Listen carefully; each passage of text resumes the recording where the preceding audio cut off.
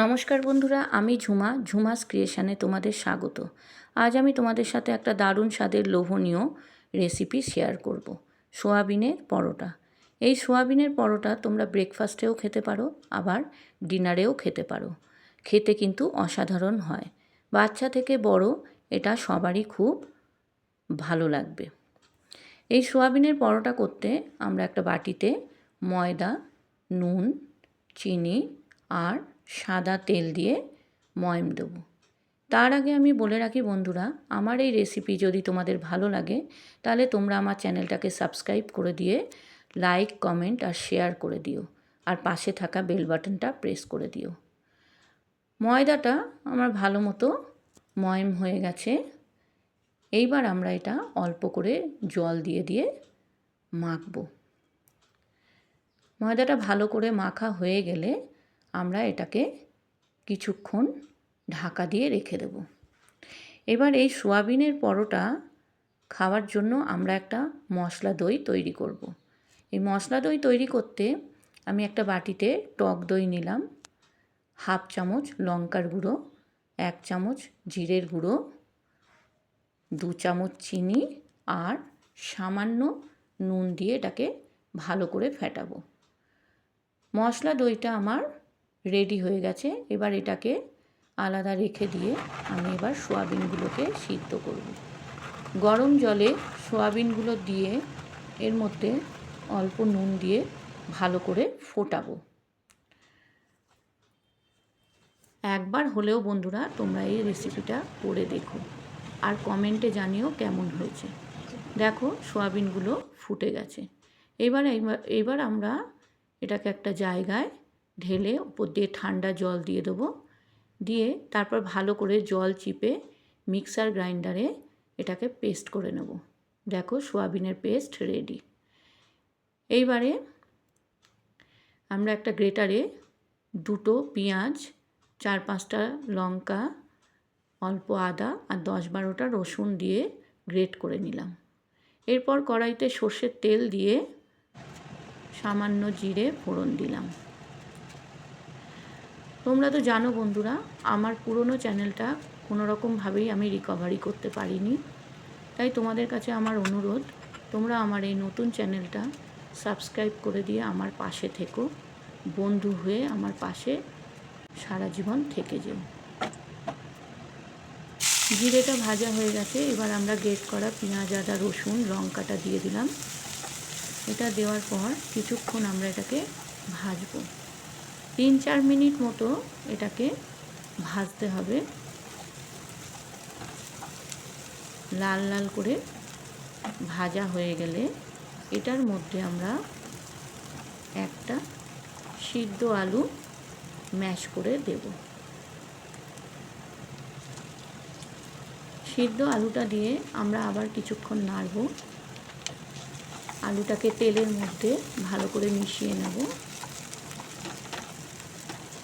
ভালো করে আলুটাকে মেশানো হয়ে গেলে এর মধ্যে আমরা দেব পেস্ট করা সোয়াবিনটা দিয়ে আমরা আবার এটাকে নাড়ব। যতক্ষণ না সোয়াবিনের জলটা শুকিয়ে যায় ততক্ষণই এটাকে আমাদের নাড়তে হবে। এরপর আমরা এর মধ্যে কিছু মশলা দিলাম, জিরে গুঁড়ো, ধনে গুঁড়ো, হলুদ গুঁড়ো আর লঙ্কার গুঁড়ো দিয়ে ভালো করে এটাকে নাড়তে হবে। ভালো করে নেড়ে এর মধ্যে আমরা 1 চামচ নুন আর 1 চামচ চিনি দিলাম। দিয়ে আবার এটাকে ভালো করে নাড়ব। যতক্ষণ না এটা শুকিয়ে যায় ততক্ষণই এটা নাড়তে হবে। দেখো শুকনো হয়ে গেছে। এবার এটার মধ্যে আমরা দেব একটু গরম মশলার গুঁড়ো দিয়ে ভালো করে মিশিয়ে নিয়ে আমরা একটা বাটিতে, দেখো শুকিয়ে গেছে। এইবার আমরা এর মধ্যে